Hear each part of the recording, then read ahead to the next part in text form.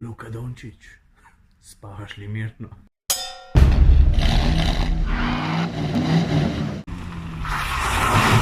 A veš, zakaj sem to naredil? Zato, ker ima tale Polo GTI eno stvar, ki počasi zginja.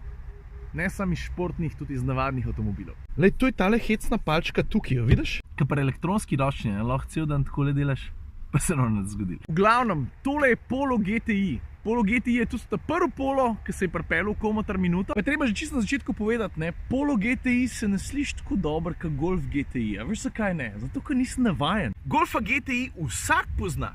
Polota GTI pa ne. Čeprav je Volkswagen te 3 črke na Polota nalimu prvič zdaj. 98 ga že 20 let nazaj. Krivica! Čeprav stari iz tega kota je malo Golfu podobno, ne? Ampak, tako kot zmeri, pejmo po vrst. Polo je še vedno razmeroma svež avto, ni dolg časa na tržišču in Polo je bil slovenski avto leta 2018. Pravzaprav je bil slovenski avto leta že tretjič. In to z razlogom pa zasluženo. A veš zakaj? Majhen, dostopen, čeprav to velja za vse njegove konkurente, ampak ni pa veliko takih, ki bili pa tako hudo napredni pa pametni. Kdo bil stari, no? A mi že so Volkswagen najboljši v svetu. A kako točno mislim pameten pa napreden? Tale avto konkretno ima recimo prilagodljivo podvozje. V tem segmentu to ni nekaj, kar bi rekel, a ja, vse nič čudenega. Ta mimogrede dela zelo dobro, ta tretja stvar pa recimo, digitalni merilniki. Koliko majhnih avtov mi lahko našteješ, ki jih imajo?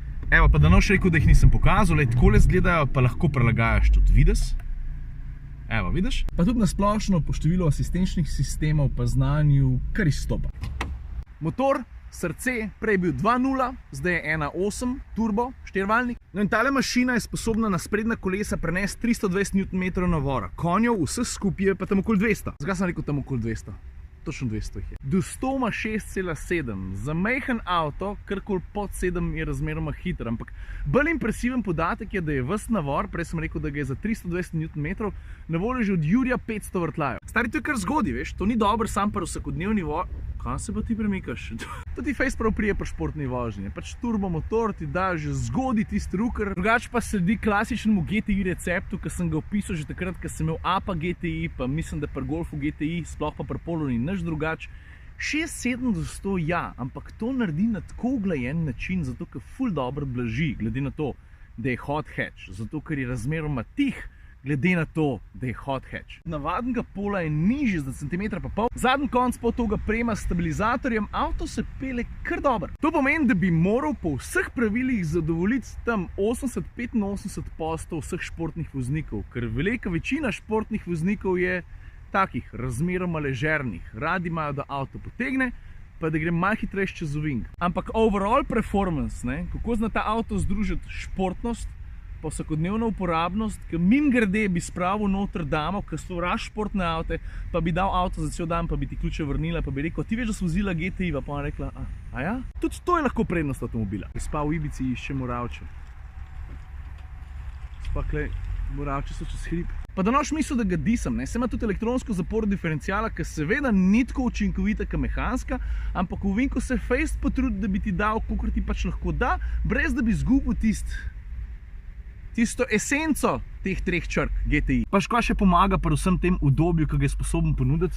Tale ročka tukaj gre za DSG menjalnik. Ne bom ga posebej predstavljal, všeč mi je, da je pameten. To pomeni, da ga dam jaz v položaj sport, med športno vožnjo ne rabim jaz delati nič, da on sam prepozna, kdaj bi jaz rad prešaltil nižji ali pa višji. To dela še kar dobro. Redko se zgodi, da jaz pol zagrabim tele ob volanu, pa rečem, čakaj mal, jaz bi rad, da prešaltaš, pa me pol posluša. Vidiš tipka Mode, to je pa tista, s katero prilagajaš vozne programe. Imaš eko, normal, sport, pa valjda individual. Pa sam še ena stvar, par ljudi se je v ta avto usedel, pa so rekel, pa ta rdeča tukaj. Veš kaj, meni je pa všeč, meni se zdi, da so se pri Volkswagenu lepo potrudili, da bi ta Polo odstopil od ostalih. Pa valjda ne sam znotri, spoiler, tako easy, pritajen, ampak vsem, spoiler. 2 luštna rora, nista preveč načičkana, preprosta, okrogla. Dobro, tukaj spredi, razen tiste rdeče letvice pa črk, mislim, malo bolj agresiven bi pa lahko sledil, a kako se pele? To sem znalaš prešparil pa za na konc. Vem, ni brezkompromisen, ampak včeraj smo zaključili s komotar minuta driving experience, to se pravi s tistim road tripom,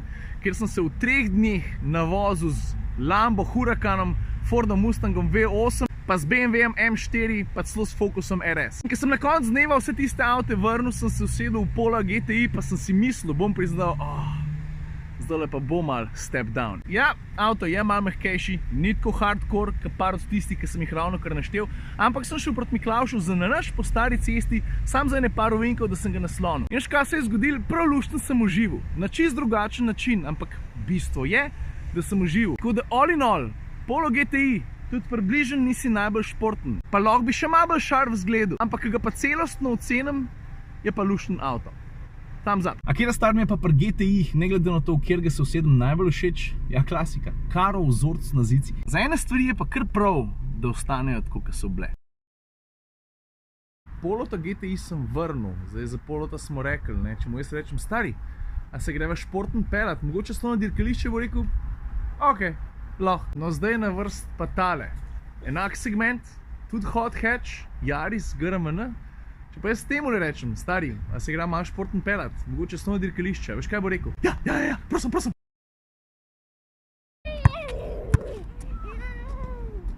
Luka Dončić, spavaš li mirno?